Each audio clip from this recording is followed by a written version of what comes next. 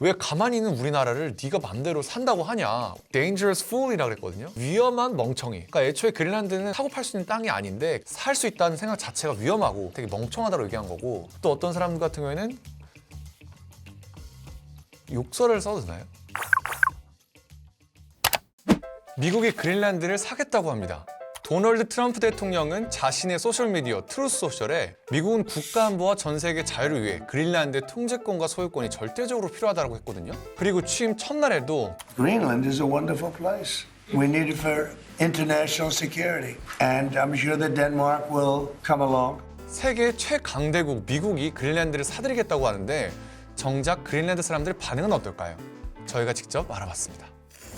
자, 먼저 그린란드에 대해서 알아보겠습니다. 그린란드는 유라시아 대륙과 북미 대륙 사이에 있는 세계에서 가장 큰 섬입니다. 면적으로 따지면 한반도의 약 10배 정도고 현재 거주하고 있는 인구는 5만 7천 명 정도라고 해요. 그린란드의 GDP는 2021년 기준 32억 4천만 달러로 땅은 넓지만 영토의 85% 정도가 눈과 얼음으로 뒤덮여 있어서 경제활동이 주로 어업이나 해산물 수출 정도라고 해서 경제력 자체는 떨어진다고 합니다. 이렇게 생각하면 미국이 왜 그린란드에 눈독을 들이지 싶을 수도 있는데 이게 사실은 그 얼음 밑에 어마어마한 천연 자원이 숨겨져 있기 때문입니다. 그린란드의 얼음 밑에는 히토류, 우라늄, 철광석, 석유 등 막대한 천연 자원이 있다고 합니다. 특히 이 히토류 같은 경우에는 미국이 전 세계 매장량 7위인데 그린란드가 8위일 만큼 정말 어마어마하다고 하거든요. 히토류는 중국이 최대 매장지다 보니까 미국이 그린란드를 확보해서 이걸 견제하려는 목적도 있는 거겠죠. 미국의 연구기관 아메리칸 액션 포럼이 최근에 낸 보고서에 따르면 이 그린란드의 광물 및 에너지 자산의 가치는 약 4조 4천억 원, 우리나라 돈으로 6,400조 원 정도에 달한다고 합니다. 근데 지금 지구온난화 때문에 얼음이 자연적으로 녹고 있어서 더 경제적 가치가 높아지고 있다고 합니다. 또 하나는 지리적 중요성입니다. 유라시아 대륙과 북미 대륙의 최단 경로를 그으면 그 사이에 그린란드가 있다고 합니다. 지금 그린란드 이 주변 일대가 다 얼음으로 뒤덮여 있는데 그린란드를 포함한 북극 지역의 얼음이 녹으면 지구의 해상 운송로 자체가 본질적으로 바뀔 수 있다고 할 정도니까 그 가치를 숫자로 따지면 정말 어마어마하겠죠? 그린란드는 사실 그동안 많은 국가들이 눈독 들여왔어요. 특히 우리가 흔히 강대국으로 생각하는 중국, 러시아가 대표적인데 중국은 2018년에 그린란드 수도 누크에다가 공항, 연구센터 이런 걸 지으려고 했거든요. 미국의 반발로 무산됐습니다. 러시아 같은 경우는 북극권 군사화에 열을 올리고 있는데 실제로 냉전 시기 때부터 최대 경쟁자인 미국을 견제하기 위해서 그린란드를 비롯한 그 북극 해안가 일대에다가 군사기지를 많이 지었어요. 러시아 입장에서는 미국을 공격하려면 최단 경로가 중요하잖아요. 러시아에서 미사일을 날리는 것보다 북극에다 군사기를 짓고 미국을 공격하는 게 가장 빠르고 가장 적은 비용으로 공격할 수 있다 보니까 냉전 시기 때부터 북극에 군사기지를 짓는 거에 되게 신경을 써왔고 미국 같은 경우에도 미사일이 실제로 날아왔을 때 가장 빨리 감지할 수 있어서 덴마크랑 상호 방위 조약을 맺고 그린란드를 군사기지화한 거거든요. 일기 행정부 때인 2017년에도 우리가 그린란드를 사겠다고 얘기한 적이 있고 이번에 또다시 얘기했는데 사실 트럼프 입장에서는 성과를 내세워야 되는데 그 성과가 영토만 한 게 없거든요.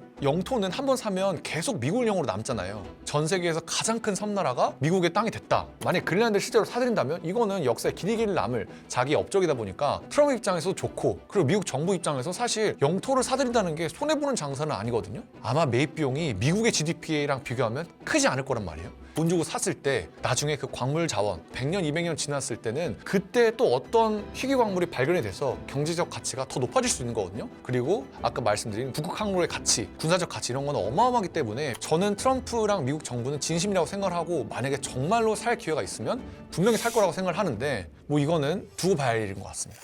자, 그럼 미국이 그린란드에 눈독을 들인 이유, 경제적 가치, 지리적 중요성, 그리고 안보 차원 크게 3가지 이유가 있었는데 실제로 미국이 산다고 하면 살 수 있을까? 국제법상 어떤 나라가 다른 나라의 영토를 사들이자는 거에 대한 제한은 없습니다. 다만 이게 무력으로 합병하면 안 된다 이 정도 조약이 있는데 지금 미국이 무력으로 합병한다는 것도 아니고 돈 주고 사겠다는 거니까 법적으로 문제는 없는 거죠. 그리고 실제로 미국은 이렇게 영토를 쇼핑한 사례들이 종종 있어 왔습니다. 미국은 1803년 프랑스로부터 루이지아나 주를 사들였거든요. 이때 1,500만 달러를 줬고 1867년엔 러시아에게 720만 달러를 주고 알래스카를 사들였습니다. 그리고 1917년에는 덴마크로부터 버진 아일랜드를 샀습니다.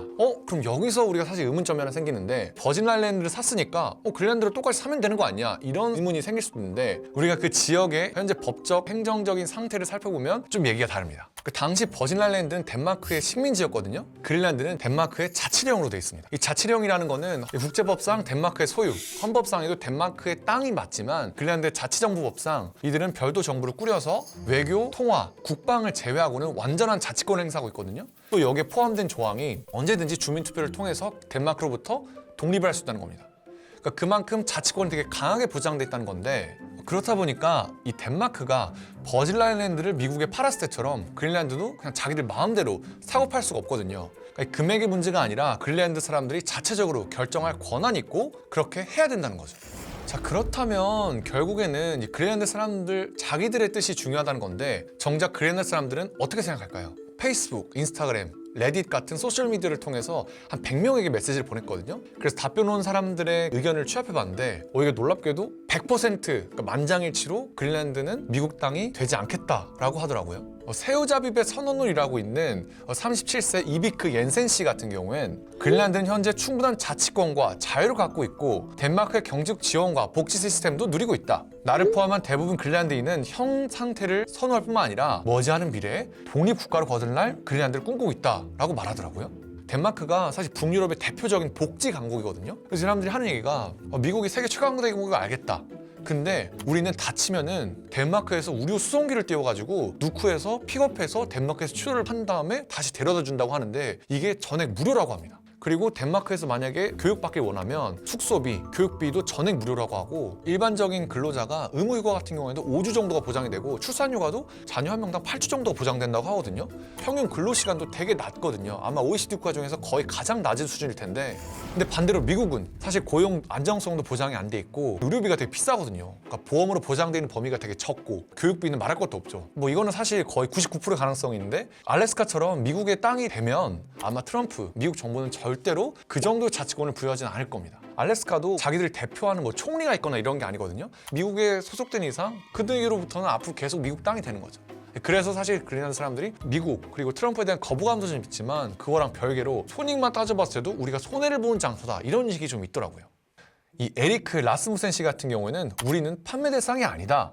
우리는 미국이 이누이트와 인디언 등 다른 민족들을 수세기 동안 홀대한 역사를 알고 이에 대한 두려움이 있다라고 했거든요. 사실 이 부분도 좀 중요한 게 실제로 기자회견에서 기자들이 당신이 그린란드를 차지하기 위해서 무력을 사용할 여지가 있냐 이런 식의 질문을 했는데 그때 트럼프가 사실 부인을 안 했거든요. 근데 그러다 보니까 이게 그린란드 사람들은 되게 반발이 심했던 게 이게 무력으로 합병할 가능성을 열어둔 거는 너네가 반대하든 말든 우리가 힘으로 장악해버리면 그만이야. 약간 이런 메시지처럼 받아들일 수도 있잖아요. 그린란드 인구의 88%는 이누이트족이거든요. 미국이 그동안 이제 토착민족인 인디언, 이누이트족을 홀대한 이런 역사가 있다 보니까 자기들도 그렇게 되지 않을까 이런 걱정을 하고 있는 거죠. 미카엘 옌센 씨 같은 경우에는 그린란드는 너무 오랫동안 식민 지배를 당했고 또다시 누군가의 식민지가 될 생각은 추후에도 없다. 그린란드가 1700년대에 그때부터 식민 지배가 시작됐고 한 300년 정도를 식민지로 지냈거든요. 어떤 나라가 우리의 땅을 무력으로 정복한다. 그래서 약간 지배한다. 이거에 대한 거부감이 되게 크거든요. 이것 때문에 오히려 더 미국 그리고 트럼프에 대한 반발이 심했던 것도 있습니다. 이 사람들 중에서 그냥 대놓고 공격적으로 반응하신 분들도 계시더라고요. 트럼프가 dangerous fool이라고 그랬거든요. 그러니까 위험한 멍청이.